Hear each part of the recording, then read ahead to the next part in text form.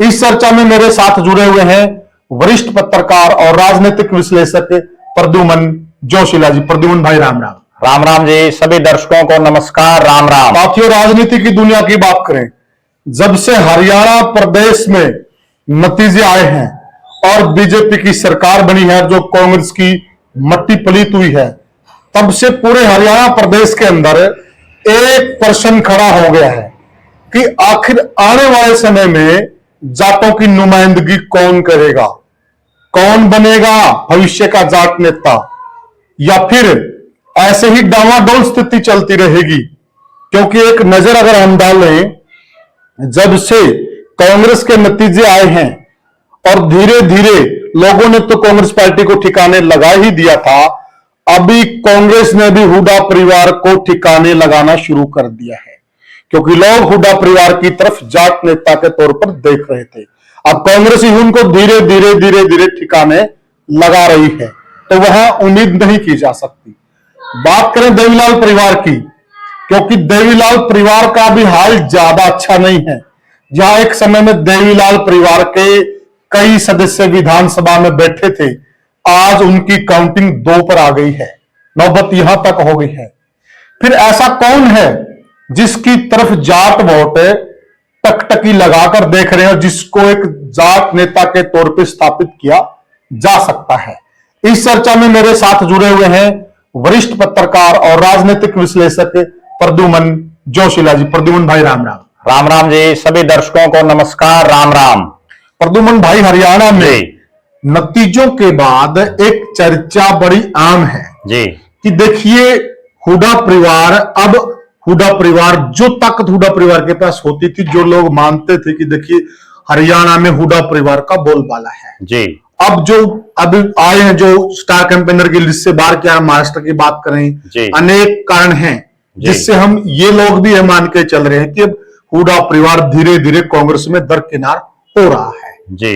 और चौटाला परिवार या देवीलाल परिवार की स्थिति भी ज्यादा अच्छी नहीं जी। आपको क्या लगता है कि भविष्य में लोग किस पर उम्मीद की नजर लगा सकते हैं? देखो, अगर देखा जाए, ये जो विधानसभा का चुनाव था जी, इसमें मुख्य रूप से 5 राजनीतिक पार्टियां चुनाव लड़ रही थी जी, जिसमें कांग्रेस, भारतीय जनता पार्टी, जननायक जनता पार्टी, इंडियन नेशनल लोकदल और आम आदमी पार्टी जी, और जो छठी पार्टी थी वो थी बहुजन समाज पार्टी जी, जिसमें प्रदेश में कोई बहुत बड़ा चेहरा आज भी नहीं दिखाई दे रहा बीएसपी में। जी जी। अगर इन 5 पार्टियों के जाट चेहरों की हम बात करें तो, क्योंकि आज के इस वीडियो का मुख्य मुद्दा यही है कि 2029 का चुनाव या 2024 के बाद अब जो आने वाला जो समय है जी, इसमें कौन ऐसा शख्स होगा जिसको जाट अपना नेता मान सकते हैं या जो जाटों की नुमाइंदगी कर सकता है। अगर सिलसिलेवार तरीके से हम बात करें, सबसे पहले कांग्रेस पार्टी की, क्योंकि अक्सर आज का जो सिनेरियो था 2024 के चुनाव का, उसमें यही था कि जाट और जो किसान कौम है वो ज्यादातर कांग्रेस पार्टी की तरफ दिखाई दे रही थी। बिल्कुल सही कहा। और उसमें सबसे बड़ा नेता चौधरी भूपेंद्र सिंह हुड्डा उभर करके आए। लेकिन जो ही चुनाव परिणाम आया, पहले तो टिकट वितरण जब हुआ तब ऐसी चर्चाएं चल पड़ी थी कि हुड्डा साहब ने टिकट वितरण गलत कर दिया। उससे पहले जो एक चर्चा चली वो ये थी कि हुड्डा साहब ने सारी कमान अपने बेटे दीपेंद्र सिंह हुड्डा को दे दी। बिल्कुल। और दीपेंद्र सिंह हुड्डा को कमान देने के बाद जिस तरह का टिकट वितरण हुआ और कांग्रेस जीती जाती सीटें भी हार गई उस गलत टिकट वितरण की वजह से। बिल्कुल। उसके बाद जब 8 तारीख को परिणाम आया और भारतीय जनता पार्टी की तीसरी बार सरकार बनी, तब रोहतक, सोनीपत और झज्जर के लोगों में भी आवाज उठनी शुरू हो गई कि हुड्डा साहब के नेतृत्व में भारतीय जनता पार्टी को नहीं हराया जा सकता जी।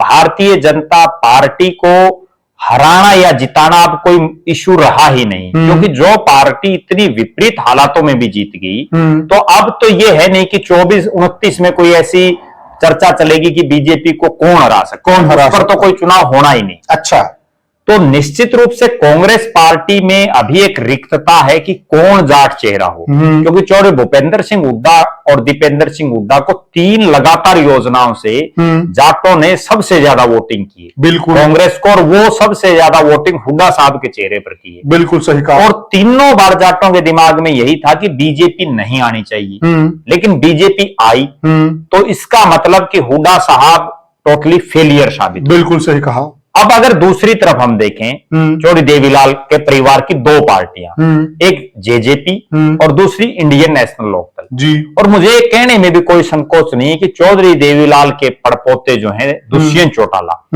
वो एक तो ये होता है कि खिलाफत होना किसी, जी जी जी, बल्कि वो तो एक तरह से घृणा का पात्र जिसको हम बोल सकते हैं, बिल्कुल उस लेवल तक पहुंच गया था उनका राजनीतिक कद जी। लोग जो है उनसे एक तरह से नफरत जिसको हम बोलते हैं, उस तरह की भी दुष्यंत को तो शब्द भी इस तरह के यूज करने लगे थे जो सभ्य समाज में उचित भी नहीं है बोलने। ठीक बात। और सोशल मीडिया के इस प्लेटफॉर्म पर बोलने भी नहीं चाहिए जो लोग उनके बारे में बोलने लगे थे।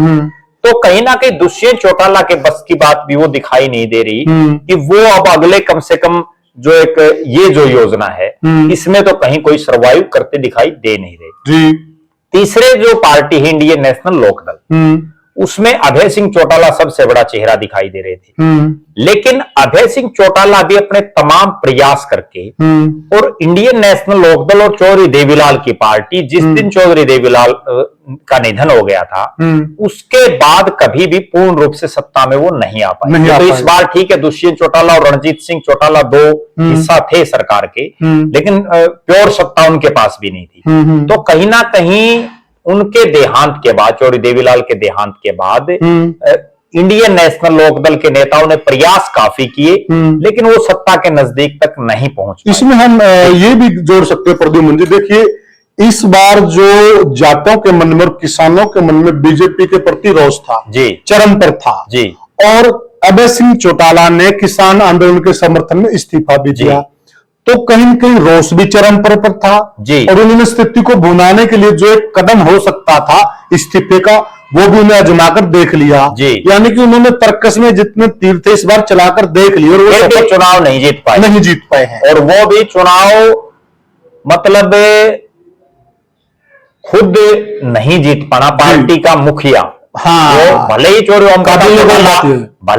ओम प्रकाश चौटाला राष्ट्रीय अध्यक्ष है, लेकिन सर्वे सर्वा अभय सिंह चौटाला है, क्योंकि चौटाला साहब की तो उम्र भी हो चुकी है, वो बीमार भी रहते हैं। सही कहा। और अभय सिंह खुद चुनाव ना जीत पाना, और कहीं ना कहीं जिस तरह की अभय सिंह चौटाला ने पॉलिटिक्स की इस विधानसभा चुनाव में, वो भी बहुत बड़े प्रश्न खड़े कर रही है कि उन्होंने जिस तरह से अपने परिवार के सामने ही चुनाव लड़ा करके अपनी पार्टी से, तो वो ये दर्शा रही है कि कहीं ना कहीं वो भी स्वार्थ के वशीभूत दिखाई दे रहे हैं जी। और किसान आंदोलन की इतनी बड़ी मूवमेंट में इस्तीफा दे करके और बहुत कम मार्जिन से वो उपचुनाव भी जीते थे, बहुत कम मार्जिन से, और अब भी वो चुनाव हार गए, बल्कि मार्जिन ज्यादा और हो गया जी।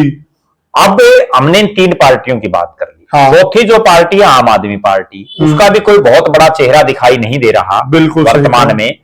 अब जो 5वीं पार्टी है भारतीय जनता पार्टी, जो लगातार तीसरी योजना सत्ता में आई, बिल्कुल। अब अगर हम उसकी बात करें कि बीजेपी में कौन ऐसा चेहरा हो सकता है जिसकी तरफ जाट टकटकी लगा करके देख सकता है, जिसकी तरफ किसान वर्ग कोई उम्मीदें पाल सकता है, जी जी, उसमें अगर हम सिलसिलेवार तरीके से बात करें तो बीजेपी के पास जो मुख्य जो चेहरे दिखाई दिए जी, वो चेहरों में ओम प्रकाश धनखड़ जी, कैप्टन अभिमन्यु, जयप्रकाश दलाल जी, महिपाल ढांडा, ये 4 इस तरह के चेहरे दिखाई दिए।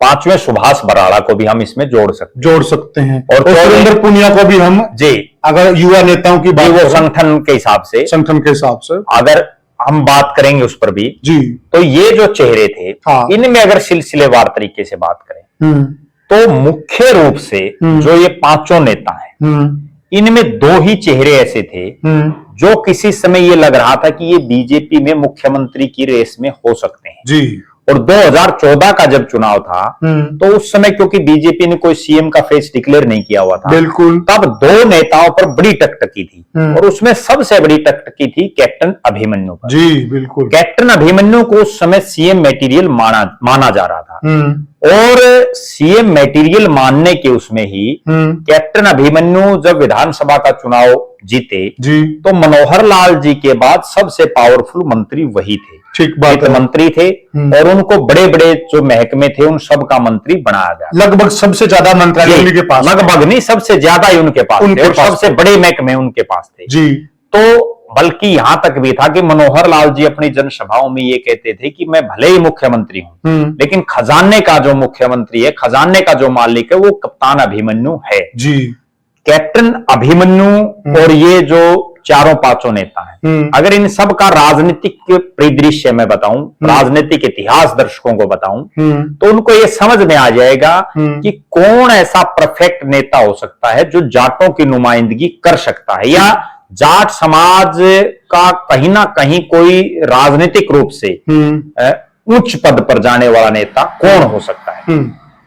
हम ये भी कह सकते हैं कि अभी के दौर में जाटों का रखवाला कौन हो सकता है। जी जी, मैं अगर सिलसिलेवार तरीके से बात करूं तो सुभाष बराला को हम ले। सुभाष बराला टोहाना से एक चुनाव जीते, राज्यसभा में वर्तमान में हैं और सुभाष बराला राजनीतिक रूप से जो सही ढंग से जब सक्रिय हुए, हालांकि 1998 के दौर में ही सक्रिय हो गए थे, लेकिन वो एक जो है जिला की या हल्का लेवल तक की राजनीति थी और वो भी युवा मोर्चा के वो जिला सचिव थे जी।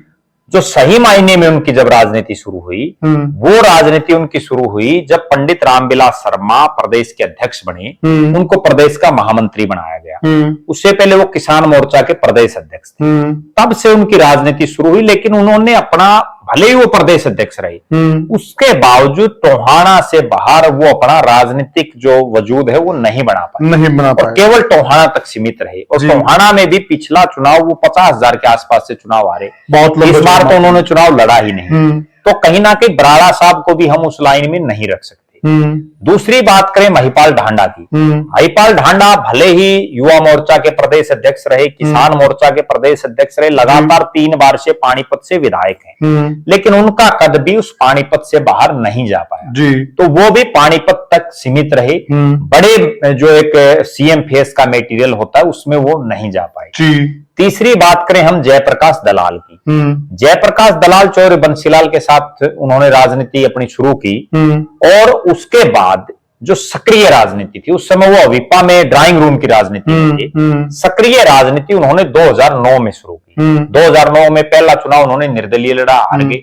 2014 में उन्होंने फिर चुनाव लड़ा, बीजेपी की टिकट पर चुनाव हार गए। 2019 में जीते और उनको जो है पावरफुल महकमों का मंत्री बनाया, ठीक बात है। लेकिन जयप्रकाश दलाल भी चूंकि एक तो राजनीतिक रूप से बहुत ज्यादा परिपक्व नेता 2009 के बाद ही बन पाए, और अगली बड़ी बात यह है कि वो लोहारू और भिवानी महेंद्रगढ़ लोकसभा, इसके अलावा अपना बहुत बड़ा वजूद राजनीतिक रूप से नहीं बना पाए, सीएम के मेटीरियल नहीं बन पाए जी जी जी। फिर हम बात करते हैं दो और नेता जो बच गए, ओम प्रकाश धनखड़।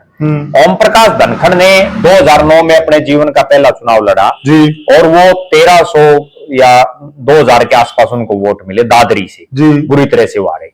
2014 में उन्होंने बादली से चुनाव लड़ा और वो वहां से विधायक बने और प्रदेश की सरकार में कृषि मंत्री उनको बनाया, कृषि और पंचायत मंत्री जी।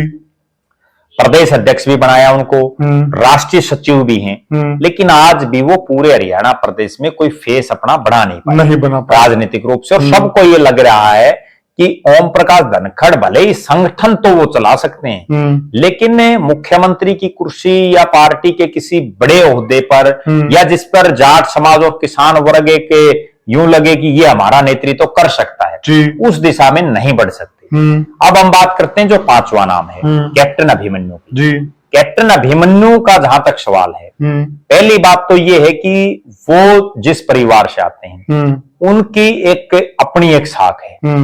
जो चौधरी मित्र सेन आर्य हैं उनका एक बड़ा नाम रहा है, और ना केवल खांडा खेड़ी, नारनौंद और हिसार में, बल्कि रोहतक से लेकर के हरियाणा और पूरे भारत में उनका नाम है। पूरे भारत में रहा, उत्तर भारत ही नहीं बल्कि पूरे भारत में उनका नाम है। बिल्कुल। दूसरी बात, कैप्टन अभिमन्यु की जिस चीज पर लोग बहुत कम निगाहें रखते हैं वो ये है कि ये जितने जाट चेहरे हैं इनमें चुनाव लड़ने और बड़ी अच्छे ढंग से चुनाव लड़ने में सबसे ज्यादा अनुभव कैप्टन अभिमन्यु का है। बिल्कुल। 2004 में जब सबको ये पता था कि कांग्रेस की आंधी चल रही है, बिल्कुल, और कांग्रेस पार्टी एक छत्र आएगी और लोकसभा में एक छत्र जीतेगी जी, तब कैप्टन अभिमन्यु ने चौधरी भूपेंद्र सिंह हुड्डा के सामने रोहतक लोकसभा से भारतीय जनता पार्टी की टिकट पर चुनाव लड़ा था।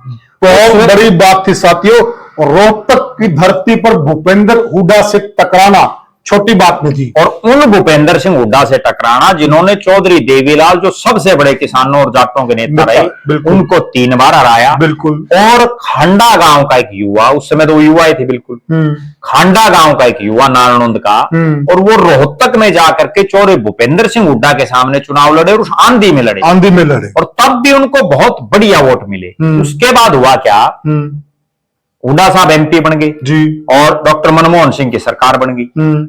बाई इलेक्शन आ गया, क्योंकि 2005 में कांग्रेस 67 सीटें जीती, चौधरी भूपेंद्र सिंह हुड्डा एमपी होते हुए प्रदेश के मुख्यमंत्री बने। बिल्कुल। ये बात मैं इसलिए बता रहा हूं, जो नए जो युवा हैं उनको तो इन चीजों का पता ही नहीं है, क्योंकि 2004 और 5 आज उसको 20 साल हो चुके हैं। बिल्कुल। तो जो उस समय जामे थे वो आज 20 साल के हो रहे हैं। जो सोशल मीडिया को ज्यादातर जो है वो 18 से और 35 साल के युवा बहुत ज्यादा स्तर पर चलाते हैं। उनको तो जो 35 साल वाला था है अभी, वो भी उस समय 15 साल का था, उसको भी ज्यादा नॉलेज नहीं मिलेगी। बिल्कुल। तो मैं इसीलिए उनको बता रहा हूं ताकि उनको भी ये जानकारी हो। उसके बाद हुआ बाई इलेक्शन, दीपेंद्र सिंह हुड्डा को विदेश से ला करके जो है रोहतक लोकसभा से कांग्रेस का प्रत्याशी बनाया गया जी। और भारतीय जनता पार्टी के पास कोई ऐसा चेहरा नहीं था जो मुख्यमंत्री के बेटे के सामने चुनाव लड़े, और वो भी शांति में, जब 67 सीटें आई और केंद्र में भी सरकार, प्रदेश में भी सरकार जी। तो कैप्टन अभिमन्यु को बीजेपी ने फिर से चुनावी मैदान में उतारा। बिल्कुल। और उन्होंने बड़ी जबरदस्त मतलब चुनाव लड़ा, हालांकि वो चुनाव हार गए क्योंकि हारना ही था। बिल्कुल। सामने मुख्यमंत्री का बेटा लड़ रहा है और सरकार 67 सीटें जी, चुनाव वो फिर हार गए। उसके बाद क्या हुआ कि 2009 के चुनाव में, और उस समय एक और बड़ी गजब बात बताऊं, मुझे ये कहने में भी कोई संकोच नहीं, उस समय भारतीय जनता पार्टी को 3 ही जातियों की पार्टी बोला जा करता हरियाणा जी, जिसमें ब्राह्मण, पंडित और पंजाबी, और देसी भाषा में ये बोलते कि ब्राह्मण बाणिये और पंजाबी इनकी ये पार्टी है, इसमें जाटों का कोई काम ही नहीं है। उस पार्टी से कैप्टन अभिमन्यु ने चुनाव लड़ा और उससे 2 लोकसभा के लगातार एक साल में चुनाव लड़ना अपने आप में एक बहुत बड़ा मायना रखते हैं, और वहां पर बहुत अच्छा वजूद काम किया। और मुझे वो दौर भी याद है जब कैप्टन अभिमन्यु ने भारतीय जनता पार्टी ज्वाइन की। उस समय बीजेपी का कोई लंबा चौड़ा खेल नहीं था हरियाणा जी, लेकिन और ग्रामीण क्षेत्र में तो बिल्कुल भी नहीं था जी। लेकिन जब उन्होंने ज्वाइन की तब मुझे आज भी वो सीन याद है कि लोग ये कहते थे, और विशेषकर जो खंडके बांधने वाले जो जाट और जो किसान थे, कि भाई मित्र सेन के छोरे ने पार्टी ज्वाइन कर ली। इसमें प्रद्युम्न जी एक चीज जोड़ेंगे, जो रोहतक का जिक्र चल रहा था, उस वक्त रोहतक में कैप्टन अभिमन्यु की कोठी के आगे इतनी भीड़ लगने लग गई थी जी, और बहुत लंबी लाइनें लगती थी, लोग उनसे इतने प्रभावित थे, और प्रभावित से भी काम नहीं चलता, लोगों की लाइन तभी लगती जब लोगों को आप संतुष्ट करते हो। बिल्कुल बिल्कुल, उस चीज पर भी आएंगे हम जी। तो उसके बाद क्या हुआ, अभी तो हम राजनीतिक वो बता रहे हैं सबका जी। उसके बाद 2009 में कैप्टन अभिमन्यु ने रोहतक को छोड़ करके जी, और अपना जो उनका होम हल्का है, गृह हल्का है नारनौंद जी, वहां से उन्होंने चुनाव लड़ा, वो चुनाव हार गए। फिर उन्होंने 2014 का चुनाव फिर नारनौंद से लड़ा और चुनाव जीत गए, और जो चुनाव जीतते वो उस समय वो मुख्यमंत्री की रेस में भी थे जी। ये तो ठीक है कि पार्टी के आला कमान ने मनोहर लाल जी को सीएम बना दिया, लेकिन उनको भी सीएम से कम नहीं रखा। लेकिन उस वक्त मनोहर लाल से कहीं बड़ा चेहरा थे जी। बिल्कुल। चुनाव से पहले मतलब जो मुख्यमंत्री बनाया, हाँ जी हाँ, उससे पहले तक वो सबसे बड़ा फेस, सबसे बड़ा चेहरा वही थे। और उसका भी एक बहुत बड़ा कारण मैं बताऊं दर्शकों को, तब वो बात याद आ जाएगी। 2013 में 2014 में लोकसभा का चुनाव होने से पहले 2013 में नरेंद्र मोदी जी को भारतीय जनता पार्टी ने प्राइम मिनिस्टर का अपना कैंडिडेट डिक्लेयर किया, और तब आडवाणी जी भी रेस में थे जी, शिवराज सिंह चौहान भी थे जी। लेकिन राजनाथ सिंह ने गोवा में वो कार्यक्रम था, पार्टी की मीटिंग थी, वहां जो है नरेंद्र मोदी जी का नाम अनाउंस किया। वो उस समय गुजरात के मुख्यमंत्री थे। और उसके बाद जो सबसे बड़ी बात मैं बता रहा हूं कि पहली प्राइम मिनिस्टर का कैंडिडेट डिक्लेयर होने के बाद पहली जो जनसभा थी वो हरियाणा के रेवाड़ी में थी, रेवाड़ी में, जिसमें पूर्व सैनिक रैली थी। हाँ, यस। और उसका जिम्मा कैप्टन अभिमन्यु को दिया गया था जी। कैप्टन अभिमन्यु उसके ऑर्गेनाइजर थे जी। आप इस चीज से अंदाजा लगाइए कि मनोहर लाल जी और तो तब रेस में भी नहीं थे। रेस में भी नहीं थे। ये ठीक है उनको बढ़ा दिया, लेकिन तब तक कैप्टन अभिमन्यु सबसे बड़ा चेहरा थे। बिल्कुल। उसके बाद 2019 का चुनाव आया। 2019 के चुनाव में कैप्टन साहब फिर चुनाव हार गए जी। 2024 में इस बार फिर हार गए। लेकिन अब जो अगली बात मैं बता रहा हूं वो जब दर्शक समझेंगे तो अंदाजा लगाएंगे कि कैप्टन अभिमन्यु ने कितनी मेहनत की है और वास्तव में किसान और जाट किस चेहरे की तरफ देख सकते हैं। बिल्कुल। जब लोकसभा का चुनाव हुआ तो लोकसभा के चुनाव में जाट और किसान वर्ग बड़ा मुखर था, बीजेपी के खिलाफ दिखाई दे रहा था और बीजेपी के प्रत्याशियों को गांव में घुसने भी नहीं दे रहे थे कई जगह तो जी। उनका बड़ा बाइकआउट टाइप में हो रहा था। उस समय हिसार लोकसभा से चौधरी देवीलाल के बेटे चौधरी रणजीत सिंह बीजेपी के कैंडिडेट थे जी। और चौधरी रणजीत सिंह निश्चित रूप से एक बहुत बड़ा चेहरा थे और चौधरी देवीलाल का सबसे बड़ा नाम था। वो लगभग जो है 45,000 के आसपास नारनौंद विधानसभा क्षेत्र से चुनाव हारे जी।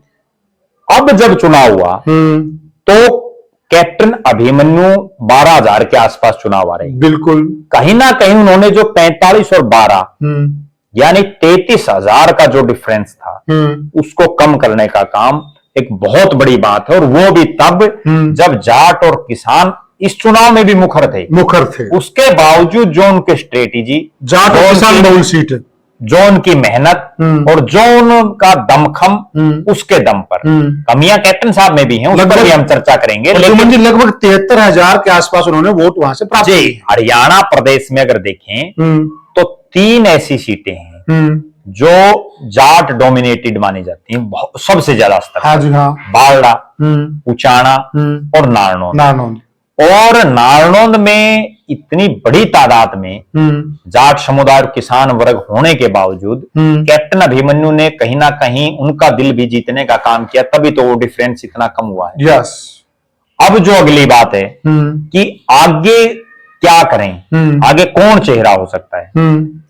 मेरा निजी रूप से यह मानना है कि भारतीय जनता पार्टी ने भले ही जाट समुदाय या किसान वर्ग ये समझता हो कि भारतीय जनता पार्टी उनकी धुर विरोधी है जी, बहुत बड़े स्तर पर इस तरह का प्रचार भी चला है। हाँ जी हाँ। लेकिन अगर हकीकत को हम देखें, देश का पहला जाट उपराष्ट्रपति अगर किसी ने बनाया तो वो भारतीय जनता पार्टी ने बना जी, जगदीप धनखड़ को। चौधरी बीरेंद्र सिंह जो चौधरी छोटूराम के नाती हैं, उनको जिंदगी में कांग्रेस ने कैबिनेट मंत्री नहीं बना, उनको कैबिनेट, और वो भी इतने भारी भरकम मंत्रालयों का वो बनाने का काम किया। चौधरी देवीलाल के बेटे चौधरी रणजीत सिंह को निर्दलीय विधायक होते हुए इतने बड़े बड़े महकमे देने का काम भारतीय जनता पार्टी ने किया जी। कैप्टन अभिमन्यु, ओम प्रकाश धनखड़, महीपाल ढांडा, जेपी दलाल, कमलेश ढांडा, इन तमाम को कैबिनेट में मंत्री बनाया जी। दुष्यंत चौटाला को डिप्टी सीएम बनाया। ओम प्रकाश धनखड़ और सुभाष बराला को प्रदेश का अध्यक्ष बनाया जी। कैप्टन अभिमन्यु को राष्ट्रीय प्रवक्ता और उत्तर प्रदेश और पंजाब जैसे बड़े महत्वपूर्ण राज्यों का प्रभारी बनाया जी। ओम प्रकाश धनखड़ को राष्ट्रीय सचिव, किसान मोर्चा का राष्ट्रीय अध्यक्ष, हिमाचल प्रदेश जैसे राज्य का प्रभारी बनाया जी। तो कहीं ना कहीं ये कहा जा सकता है कि राजनीतिक रूप से जो जाट भारतीय, देखो अगर कोई जाट जाएगा ही नहीं बीजेपी में तो बनाएंगे भी कैसे, ठीक है, बिल्कुल सही। जितने जाट चेहरे बीजेपी में गए हैं उनमें आप ये देखिए कि कितने लोगों को फुल फ्लैश चौधरी दी। अभी चौधरी बंसीलाल की पुत्र वधू गई, किरण चौधरी राज्यसभा में भेजा जी। उनकी बेटी को कैबिनेट का मंत्री बनाया जी। आदित्य देवीलाल बीजेपी में गए, उनको जिला का प्रधान बना करके बहुत बड़े बोर्ड का चेयरमैन बनाया। तो कहीं ना कहीं बीजेपी, चौधरी धर्मवीर सिंह 3 बार सांसद बनाना जी, कितनी बड़ी बात है, बिल्कुल सही। और वो भी वो सीट है जिसमें 4 विधानसभा क्षेत्र तो अहीर बाहुल्य हैं, ठीक कहा, जो महेंद्रगढ़ के हैं। हाँ, उसके बावजूद 3 बार लगातार उनको टिकट देना और उनको तीनों बार जिताना। तो कहीं ना कहीं अगर भारतीय जनता पार्टी में एक बार देखो, किसी भी संगठन में, किसी भी पार्टी में घुसना तो आदमी को पड़ेगा, तभी तो बात बनेगी। अगली जो बात जी, अब तक तो बहुत से लोगों के दिमाग में ये थी, विशेषकर जाटों के या किसानों के, कि भाई बीजेपी का राज जाएगा, कांग्रेस का राज आएगा। अब वो भी मन का बैम निकल गया जी। क्योंकि अब जब इतनी बुरी हालात में भारतीय जनता पार्टी जीत गई तो 2029 का जब चुनाव आएगा तो भी कमजोर तो हम बीजेपी को तब भी नहीं मान सकते। तो कहीं ना कहीं सत्ता में कई बार क्या होता है, राज में हिस्सेदारी सबसे जरूरी है। राज के बिना आदमी कुछ नहीं कर सकता। सड़कों पर आप कितनी किल्की मारे जाओ कोई नहीं पूछता। देसी भाषा में किसान आंदोलन में जितने नेता थे जिन्होंने सड़कों पर किल्की मारी, आपने देख लिया विधानसभा चुनाव में क्या असर हुआ। बिल्कुल, पंजाब में देख लिया, हरियाणा में देख लिया। और जो अभय सिंह चौटाला हिंदुस्तान का पहला ऐसा आदमी जिसने उस किसान आंदोलन में इस्तीफा दे दिया अपनी विधायकी से, लोग गांव की मेमोरी नहीं छोड़ते। बिल्कुल, और उसको हार का सामना करना पड़ा।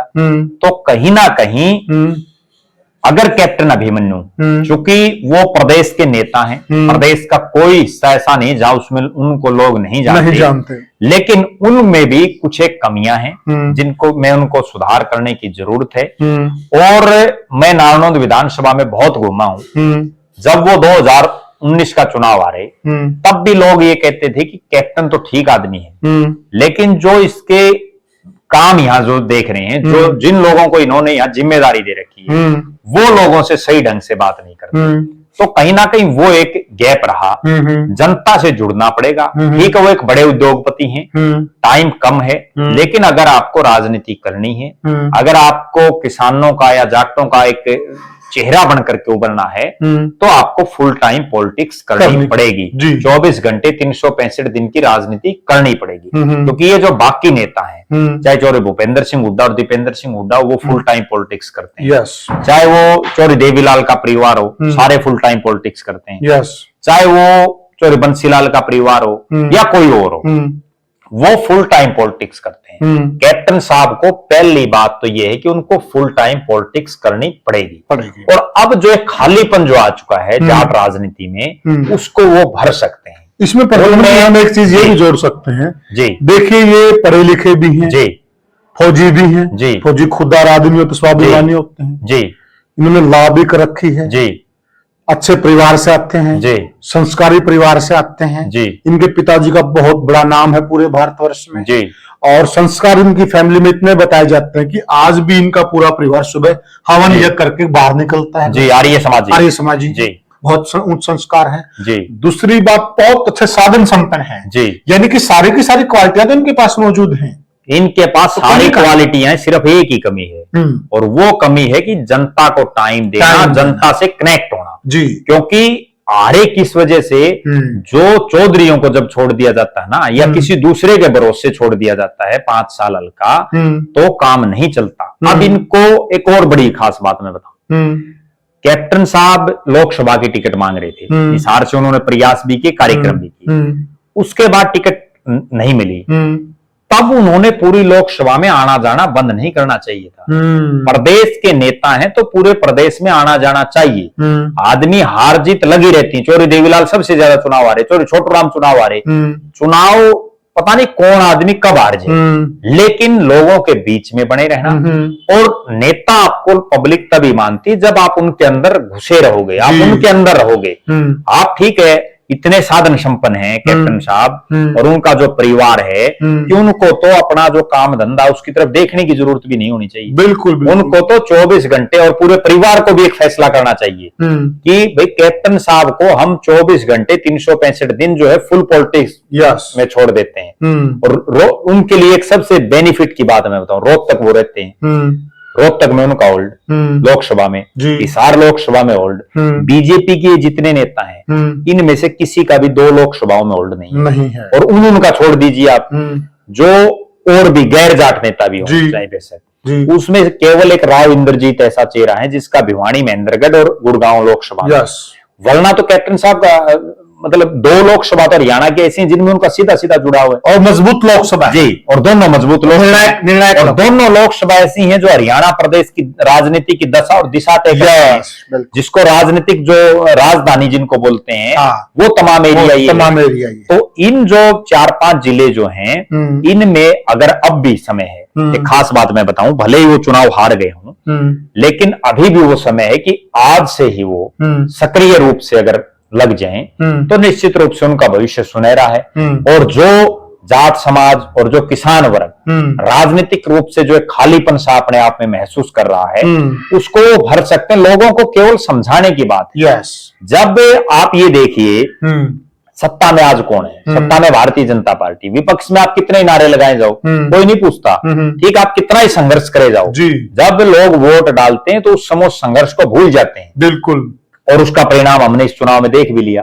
तो कैप्टन साहब, निश्चित रूप से मेरा निजी तौर पर यह मानना है कि आज भारतीय जनता पार्टी के जितने नेता हैं, और भारतीय जनता पार्टी के ही नहीं, तमाम राजनीतिक पार्टियों के जितने नेता हैं, अगर कैप्टन साहब थोड़ी हिम्मत करें, कैप्टन अभिमन्यु लोगों के बीच रहें, तो निश्चित रूप से वो किसान और जाट वर्ग में एक बड़ा चेहरा बन सकते। तो साथियों, ये हमने चर्चा की जो हरियाणा, और जो ये बातें हमने बोली हैं इस वीडियो में, जो चीजें कही हैं, ये बिल्कुल जो फैक्ट है, जो आंकड़े हैं, बिल्कुल उसके आधार पर ये चीजें कही हैं। जी। इस चर्चा का जो मतलब बनता साथियों, देखिए बीजेपी सत्ता में है और जो हाल फिलहाल की परिस्थितियां हैं वो इस प्रकार की लग रही है कि मजबूती के साथ सत्ता में है।